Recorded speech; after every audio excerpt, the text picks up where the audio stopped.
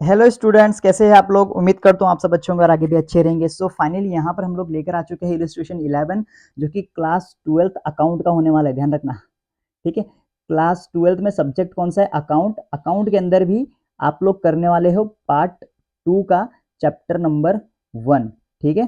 Chapter number कौन सा होगा? चैप्टर नंबर 1 होगा, जिसका नाम है शेयर कैपिटल, ठीक है।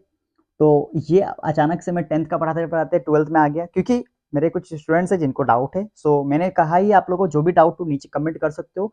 10th के लिए 10th के लिए मैं मैथ्स और एसएस आप लोग को एक्सप्लेन कर सकता हूँ, ठीक है। और 11th एंड 12th कॉमर्स के लिए आप लोग कोई भी सब्जेक्ट का मुझसे डाउट पूछ सकते हो। मैं आप लोग को एक्सप्लेन करने की पूरी कोशिश करूंगा।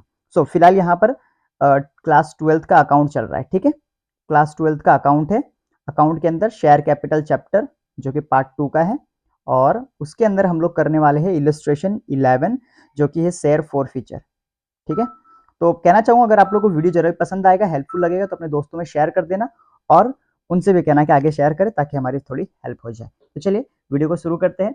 तो सबसे पहले बताना चाहूंगा यहाँ पर कि हम लोग कर रहे हैं share for feature. Share for feature होता क्या है ना। तो मान के चलो, ये कौन है? ये है शेयर होल्डर, ठीक है। मैं जिसको एसएच लिख रहा हूँ, शेयर होल्डर है, ठीक है।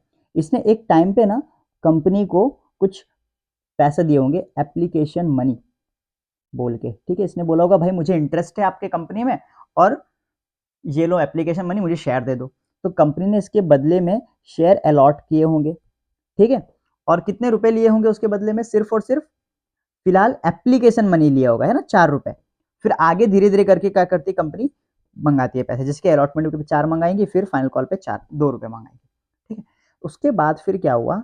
फिर कंपनी ने क्या बोला, ठीक है। कंपनी ने शेयर होल्डर को बोला, शेयर अलॉट कर दिया ना। ये शेयर होल्डर को बोला कि भाई अब अलॉटमेंट मनी भेजो। क्या बोला? अलॉटमेंट मनी भेजो। तो अलॉटमेंट मनी इस बंदे ने नहीं भेजा। अब क्या करेगी कंपनी? जो शेयर इसको दिए थे ना, है ना, कंपनी ने इनको क्या किया था? शेयर दिया था। तो वो शेयर क्या करेगी? वो वापस ले लेगी, और वो वापस लेकर किसी और को बेच देगी। इसे कहते हैं री इशू। और जो शेयर वापस लेती है उसे कहते हैं शेयर फॉरफिटेड, शेयर फॉरफिट करना, ठीक है।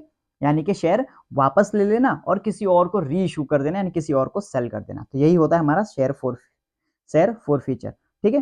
तो अभी शेयर फॉरफीचर का यही इलस्ट्रेशन 11 है। तो कैसे करते हैं वो आप लोग को बताएंगे। सबसे पहले जो भी क्वेश्चन है, ठीक है, तो ये हमारा क्वेश्चन है। इस क्वेश्चन के अकॉर्डिंग हम लोग को नोट्स बनाने पड़ते हैं, ठीक है। तो अपने अकॉर्डिंग बनाओ, कोई दिक्कत नहीं। तो सबसे पहले मैं लिखता हूँ कि एप्लीकेशन मनी, सॉरी, एप्लीकेशन कितने का मेरे पास आया है।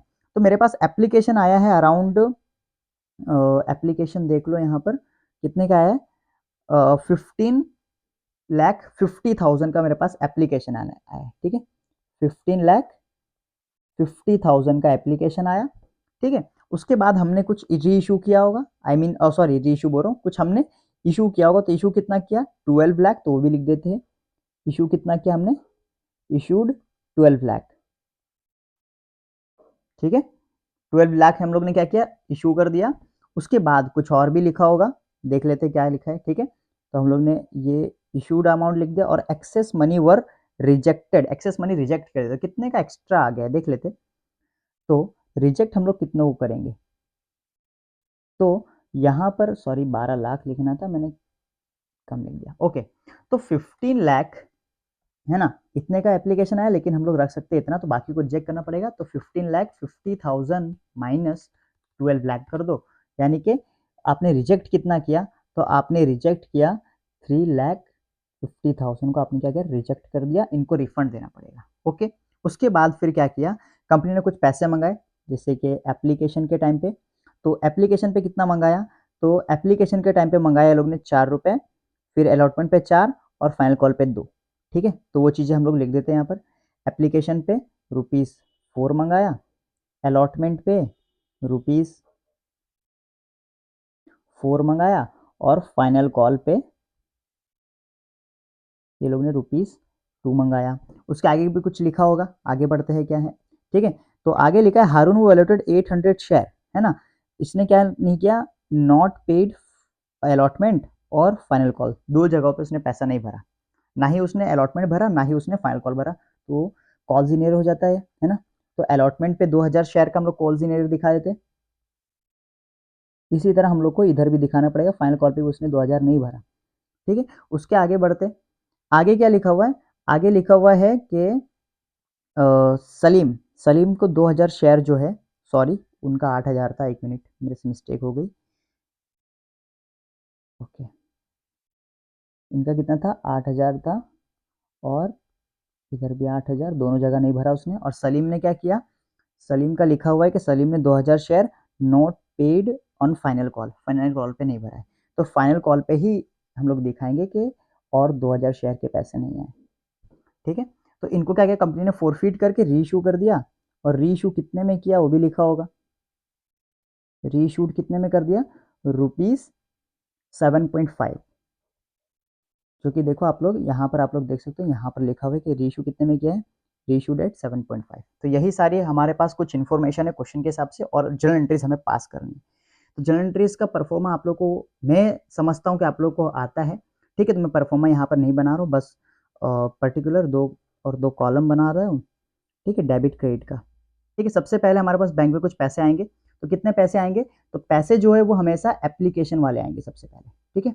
वो लोग ने एप्लीकेशन का टाइम पे हमें पैसा भेजा होगा, तो वो हम लोग के पास आ जाएंगे, तो हम लोग रख लेते, बाद में रिजेक्ट किया जाता है। तो सबसे पहले क्या करेंगे आप लोग, पहले एंट्री डालोगे, बैंक अकाउंट डेबिट करोगे टू इक्विटी शेयर एप्लीकेशन, ठीक है। जगह नहीं है मेरे पास, आप लोग पूरा फुल फॉर्म लिखना, शॉर्ट फॉर्म की तरफ मत जाना। तो कैसे लिखेंगे इसका अमाउंट, तो बैंक का जो अमाउंट है वो कैसे आएगा, तो सॉरी एप्लीकेशन जितना आया वो है ना, 15,50,000 मल्टीप्लाई बाई क्या कर देना, एप्लीकेशन मनी, यानी कि 15,50,000 मल्टीप्लाई बाई 4, कितना आ गया, करीब करीब आ गया यहाँ पर 62 लाख। तो डेबिट में भी आप लोग लिखोगे 62 लाख, और इधर भी लिखोगे 62 लाख, एक जीरो कम हो गया, ओके डन। उसके बाद ये एक एंट्री हुई हमारी क्लोज, ठीक है। इसके आगे दूसरी एंट्री कि हम लोग क्या कर रहे हैं, इस बार हम लोग ट्रांसफर करेंगे, जो भी कैपिटल आया, जो भी हमारे पास पैसा आया, बैंक में जो पैसा आया, इसको हम लोग कुछ ट्रांसफर करेंगे अपने शेयर कैपिटल में, और कुछ को हम लोग रिजेक्ट कर देंगे, ठीक है। चलो उसकी एंट्री कैसे डालनी वो देख लो। तो ये बेसिक सी एंट्रीज आप लोग को आती ही होगी, ठीक है। तो सबसे पहले आएगा,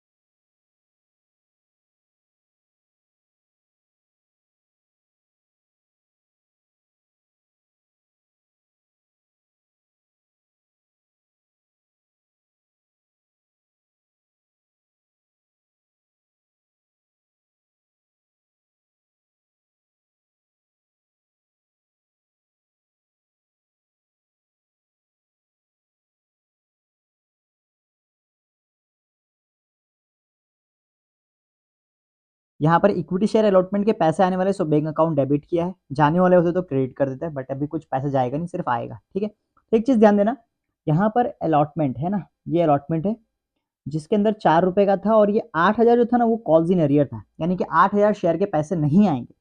तो कितने शेयर के पैसे आ जाएंगे, तो वो कैसे निकालेंगे, तो टोटल जितने शेयर्स थे इशूड कितने के थे, 12 लाख, है ना, 12 लाख, उसको मल्टीप्लाई करना है, सॉरी मल्टीप्लाई करने से पहले उस 12 लाख को माइनस करना है, जितने शेयर के पैसे नहीं आएंगे, कितने शेयर के पैसे नहीं आएंगे, 8000 शेयर के, तो कितने शेयर के पैसे आ जाएंगे, तो 12 लाख माइनस 8000 करोगे तो आंसर आ जाएगा करीब करीब 11,92,000। तो इतने के पैसे आएंगे, तो ये शेयर मल्टीप्लाई बाई जो अलॉटमेंट का पैसा था, अलॉटमेंट का पैसा कितना था, 4 रुपए, तो 4 रुपए के हिसाब से मल्टीप्लाई कर देंगे इस नंबर को, ठीक है। तो मल्टीप्लाई बाई 4 करोगे तो आंसर आ जाएगा करीब करीब आप लोग का 476800 और यही हमारे बैंक अकाउंट में अमाउंट आएगा 4768 और 000। डन। उसके बाद कुछ पैसे कम आए ना, यानी कि 8000 शेयर के पैसे कम आए, तो वही हमारा कॉल्स इन एरियर बनेगा, यानी कि 8000 यानी कि 8000 मल्टीप्लाई बाई जितने रुपए का अलॉटमेंट था, कितने रुपए का, 4 रुपए के हिसाब से नहीं आया, तो 8000 मल्टीप्लाई बाई 4 यानी कि 32,000 रुपीज़ नहीं आए हमारे पास। तो इधर दिखाना है आप लोग को calls in arrear account debited, कितना आएगा 32,000, और फिर कर देना to equity share allotment account, उसमें कितना आएगा जो ऊपर लिखा था, यानी कि 48 लाख। डन। एक काम कर दे, चेक करने के लिए इन दोनों को प्लस करके देख लेते हैं ना, 4768,000 प्लस 32,000 जब प्लस करोगे तो तुम्हारा आंसर आ जाएगा 48 लाख, यानी कि यहाँ तक हमने सही किया। इसके आगे बढ़ते हैं, ठीक है। इसके आगे क्या था, इसके आगे था फाइनल कॉल, जिसके ऊपर भी कुछ कॉल्स इन थे 1000 रुपए का, है ना, तो ये वाला करते हैं हम लोग। चलो कॉल्स इन एरियर का ध्यान से देखना, पहले तो सिंपल एंट्री अलॉटमेंट वाला, सॉरी फाइनल कॉल वाला, तो ये लाइन पार देते हैं यहाँ पर। उसके बाद लिखते हैं इक्विटी शेयर फाइनल कॉल, तुम लोग अच्छे से लिखना, ठीक है, debit to equity share capital. अभी इतनी प्रैक्टिस नहीं है लिखने की, इस वजह से ऐसा हो रहा है। तो अमाउंट क्या आएगा यहाँ पर, तो अमाउंट जितना हमने इशू किया, कितना इशू किया था देख लो, ऊपर इशू लिखा होगा 12 लाख, है ना, तो 12 लाख मल्टीप्लाई बाई जितने रुपए का फाइनल कॉल था, फाइनल कॉल कितने रुपए का था, तो फाइनल कॉल है 2 रुपए का, तो मल्टीप्लाई बाई 2 करोगे यानी कि 24 लाख हो जाएगा। तो यहाँ पर भी 24 लाख और यहाँ पर भी 24 लाख। डन। इसके आगे एक और एंट्री कॉल्स इन एरियर वाली, ठीक है, सेम एज इट इज जैसे ऊपर हम लोग ने किया था कि बैंक अकाउंट डेबिट, और इसमें कॉल्स इन एरियर, तो कॉल्स इन एरियर भी अकाउंट भी डेबिट होगा।